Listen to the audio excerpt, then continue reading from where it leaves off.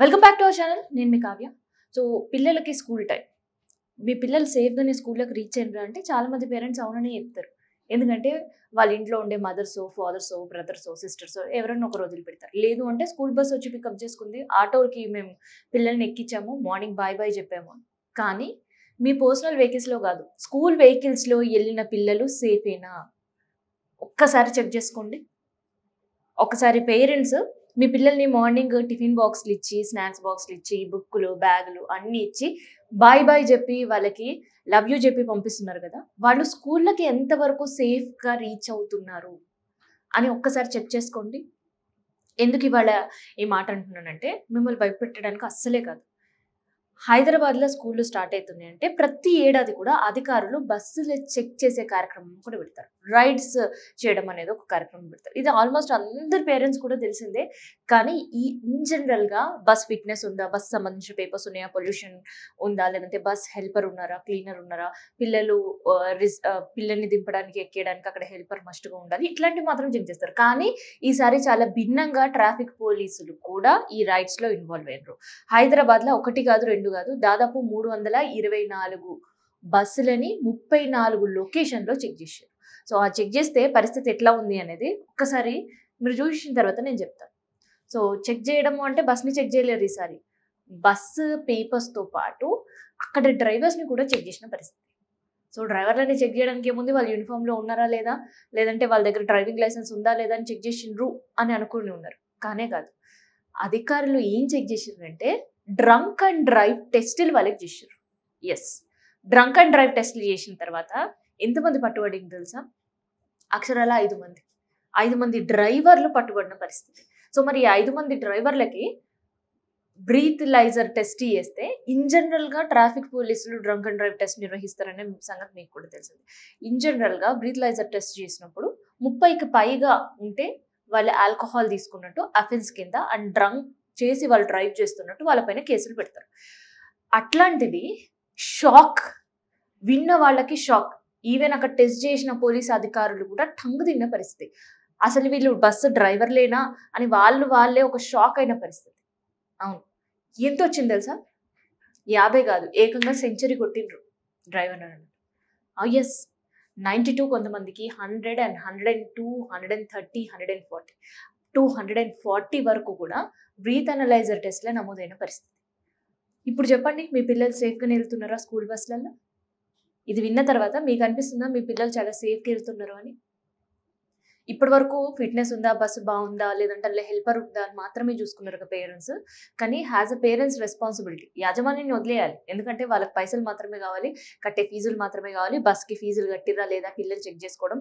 Maximum వీటిపైనే ఎక్కువ యాజమాన్యం దృష్టి పెడుతుంది. కానీ మన పిల్లలు స్కూల్‌కెళ్తున్నారు. మన పిల్లలు స్కూల్ బస్ ఎక్కుతున్నారు కాబట్టి మనం జాగ్రత్తగా ఉండాల్సిన పరిస్థితి. ఇప్పటివరకు ఇవన్నీ చూసిండ్రేమో.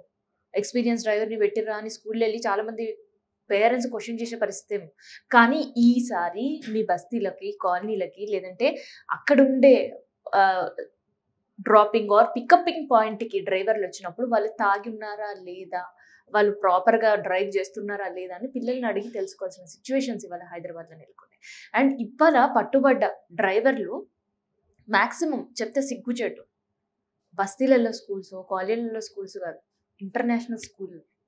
లక్షలు పేరెంట్స్ దగ్గర డబ్బులు దొబ్బే స్కూళ్ళ పరిస్థితి. సో, 5 మందిలో ఒక 2 మాత్రమే ఆటోలు. మిగతా 3 మాత్రం బస్ డ్రైవర్లు. సో, మరి ఆటోల పరిస్థితి ఏంది అంటే అందరూ కూడా తెలిసిందే. ఎళ్లి స్కూల్ దగ్గరికెళ్లి కంప్లెయింట్ చేసే పరిస్థితి పేరెంట్స్ ఉండదు. పేరెంట్స్ రెస్పాన్సిబిలిటీగా చూసుకోవాల్సిన సిట్యుయేషన్స్. నిజంగా రాత్రి 3:30 వరకు తాగి పొద్దున్నే మళ్ళీ ఎందుకొచ్చినావు అంటే రావాలి కాబట్టి వచ్చినా అని చెప్పి సమాధానం చెప్తున్న పరిస్థితి. సో, ఇవన్నీ కూడా ఇవాళ మార్నింగ్ టెస్ట్ చేసిర్రు. సో, మార్నింగ్ టెస్ట్ చేసిన తర్వాత ఉండే పరిస్థితి. So, ego queen prism school and ఇది బంజారాహిల్స్, ఎస్ఆర్ నగర్, మైత్రివనము, మహంకాళి, బోయిన్పల్లి, సికింద్రాబాద్ ఇట్లా చెప్పినా కదా! దాదాపు 34 లొకేషన్స్‌లో పోలీస్ అధికారులు చెక్ చేసినప్పుడు ఏ స్కూల్స్ ఉన్నాయో అది కూడా నేను మీకు చెప్తాను ఉండండి. సో, 34 లొకేషన్స్ చెప్పినా కదా! అందులో డ్రైవర్ ఫుల్లుగా మందు కొట్టి దాదాపు ఇందాక నేను చెప్పినట్టు 80 పాయింట్ల పైనే ఉన్న మహానుభావుడిన. సో, ఏ స్కూల్లో తెలుసా? శ్రీ చైతన్య స్కూల్. ఇది ఏడుందంటే ఎస్ఆర్ నగర్ బస్ అంట. తర్వాత Bolton school, Mahankali bus, Geetanjali school Mahankali auto rickshaw. So ఇందాక ఇందులో ఆటో వాళ్ళు కూడా ఉన్నారన్నారు కదా. సో ఒక్కసారి మహంకాళి లిమిట్స్ లో పిల్లల్ని ఎవరైతే పంపిస్తున్నారో ఆటోలో ఆ పేరెంట్స్ చాలా కేర్ఫుల్ గా చెక్ చేసుకోండి. సో వీళ్ళు కూడా ఇవాళ దొరికిన పరిస్థితి. Prism international school Manikonda school bus Manikonda దగ్గర. ఇక్కడ మినిమం ఫీజెస్ పిల్లలవి ప్రైమరీ సెక్షన్స్ లోనే తీసుకోవాలి. బుక్స్, బ్యాగు, స్కూల్ ఫీజులు అంటే తడిచి మూపడైతే పిల్లలకి. అయినా కూడా పిల్లల భవిష్యత్తు బాగుంటది, ఇంటర్నేషనల్ స్కూల్ వేస్తే మంచిగా చదువుతారు అని అనుకోని వేసిన పిల్లలకి అసలు పిల్లల పరిస్థితి ఏంది? తాగి బస్సు డ్రైవర్ దేనికన్నా హిట్ చేసినా, ఇంకొకటి జరిగినా దాని రెస్పాన్సిబిలిటీ ఎవరిది అనేది ఇవాళ ఆలోచించవలసిన పరిస్థితి. అండ్ ఇంకొకటి ఏంటంటే ఇప్పుడు ఇక్కడ బంజారా స్కూల్ దగ్గర కూడా దొరికిండ్రు. కానీ అదేంటంటే ఆటోలో పిల్లల్ని స్కూల్కి పంపించిన వాళ్ళు. So Montessori school Banjara Hills. So Montessori school Banjara Hills auto rickshaw అయినా దొరికింది. ఈవెన్ ఆటోలే. అండ్ గీతాంజలి స్కూల్కి సంబంధించిన వాళ్ళు కూడా ఆటోలు దొరికి. మిగతా శ్రీ చైతన్య కావచ్చు, మిగతా మణికొండ ఇంటర్నేషనల్ స్కూల్ కావచ్చు, ఇక్కడ ఉండే స్కూల్స్ మాత్రం స్కూల్ బస్సులో డ్రైవర్లు దొరికిన పరిస్థితి. సో దొరుకుడు కూడా వీళ్ళు ఏదో 30-40 పాయింట్లు కాదు. ఇన్ జనరల్ గా 30 పాయింట్ల పైన వచ్చినా వాళ్ళు ఆల్కహాల్ ఉన్నట్టే. కానీ పోలీసులు ఎట్లా నిర్ధారిస్తారు అంటే ఆల్కహాల్ సివియారిటీ అబోవ్ 30 వస్తే ఆల్కహాల్ వాళ్ళు తీసుకున్నట్టు. అండ్ అబోవ్ 50 పైన వచ్చినప్పుడు కొంత ఎక్కువ ఆల్కహాల్.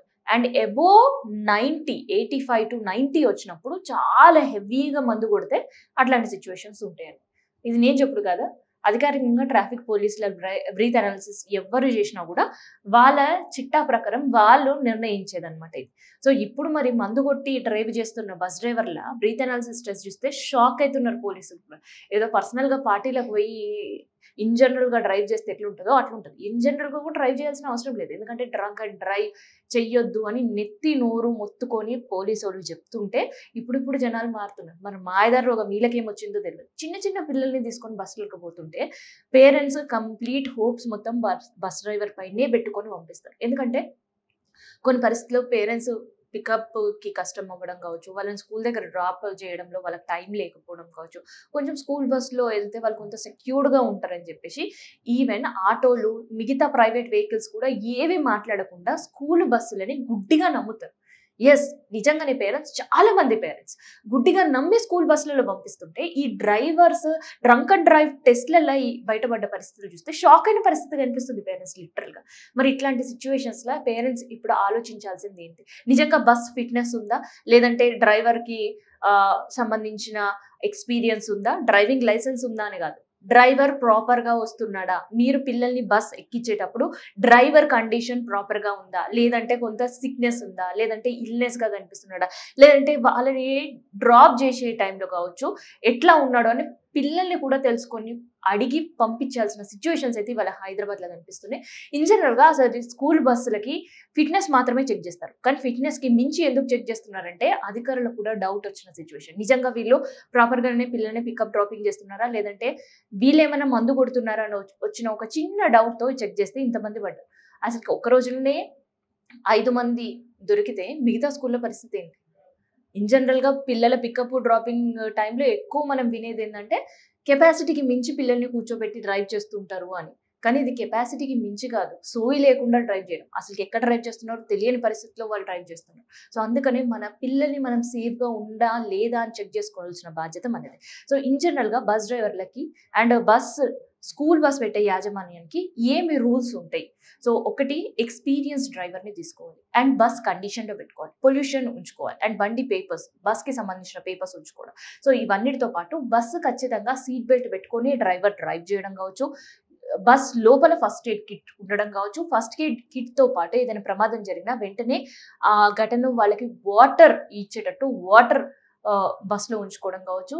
అండ్ ఇట్లాంటివన్నీ కూడా మోర్ ఓవర్ కండిషన్స్ ఉంటాయి. అండ్ బస్ పైన కూడా ఇప్పుడు మనం ఇన్ జనరల్గా ఆన్ డ్యూటీ బస్సెస్ ఎట్లా చూస్తామో ఇక్కడ కూడా స్కూల్ బస్సెస్కి పర్మనెంట్గా ఆన్ డ్యూటీ స్కూల్ అనే ఒక లేబుల్డ్ ఉండాలి. కానీ ఆ బస్సులు ఎంతవరకు మనకి సిటీలో కనిపిస్తున్నాయి?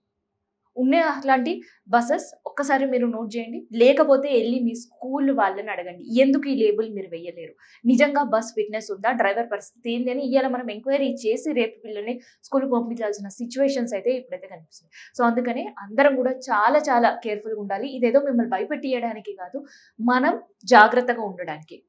ఇప్పుడుండే పరిస్థితిలో మన పిల్లల్ని మనం కాపాడుకోవాల్సిన రెస్పాన్సిబిలిటీ కూడా మన పైనే ఉంది. ఎందుకంటే రేపు ఏదైనా ఘటన ఏదైనా జరిగితే యాజమాన్యం పైన కేసులు పెట్టడం, లేదంటే అవతల పర్సన్ పైన కేసులు పెట్టడం ఇవి మాత్రమే చేయగలుగుతాం.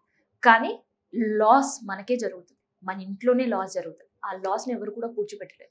ఎన్నో ఘటనలు మనం చూస్తాం. ప్రతి ఏడాది కనీసం ఒక్క స్కూల్ బస్ అయినా యాక్సిడెంట్‌కి గురయ్యే పరిస్థితులు మనం చూస్తాం. ఓవర్ స్పీడ్‌తో డ్రైవర్ డ్రైవ్ చేయడం కావచ్చు, డ్రంక్ చేసి డ్రైవర్ డ్రైవ్ చేయడం కావచ్చు. దీనివల్ల ఎంతో మంది పిల్లల ప్రాణాలు పోయిన పరిస్థితులు చూసినాం. అందుకని ఈ ఏడాదైనా అకాడమిక్ ఇయర్ స్టార్ట్ అయిన తర్వాత కేర్‌ఫుల్‌గా ఉందాం. ఇట్లాంటి సిట్యుయేషన్స్ ఏవి ఉన్నా గానీ వెంటనే స్కూల్ మేనేజ్‌మెంట్‌కి ఉండడమో, లేదంటే కొంచెం డౌట్ ఉన్నా ఆ రోజు పిల్లల్ని ఇంట్లో కూర్చోబెట్టండి. స్కూల్ పంపియకపోతే. ఒకరోజు స్కూల్ పంపియకపోతే ఉండే పరిస్థితులు ఏం లేదు. లేదు అంటే టైం తీసుకొని మీరు డ్రాప్ చేసి వచ్చే పరిస్థితి. సో, అందుకని ఇది చాలా సీరియస్ ఇష్యూ. అండ్ ఇది మనం డిస్కస్ చేస్తున్నంత సివియారిటీ ఉందా లేదా అని మీకు డౌట్ వస్తుంది. యెస్. ఈ ఇష్యూలో సివియారిటీ ఉంది కాబట్టే ఏకంగా సివి ఆనంద్ రంగంలోకి దిగారు. ఇవాళ హైదరాబాద్ స్కూల్ పేరెంట్స్ అసోసియేషన్‌తో పాటు హైదరాబాద్‌లో ఫార్మ్ అయిన స్కూల్ అసోసియేషన్స్‌తో పాటు అండ్ స్కూల్ మేనేజ్మెంట్స్‌తో పాటు అండ్ మిగతా ఉపాధ్యాయ సంఘాలకి, టీచర్స్ అసోసియేషన్స్‌కి వీళ్ళందరికీ కలిపి రవీంద్ర భారతిలో ఇవాళ మీటింగ్ పెట్టాల్సిన సిట్యుయేషన్ కూడా ఎదురైంది. సో, అందుకని ఇష్యూ సివియారిటీ ఎంతుందని అట్‌లీస్ట్ ఈ మీటింగ్ ద్వారా అయినా మనం తెలుసుకునే ప్రయత్నం చేద్దాం. So, please subscribe.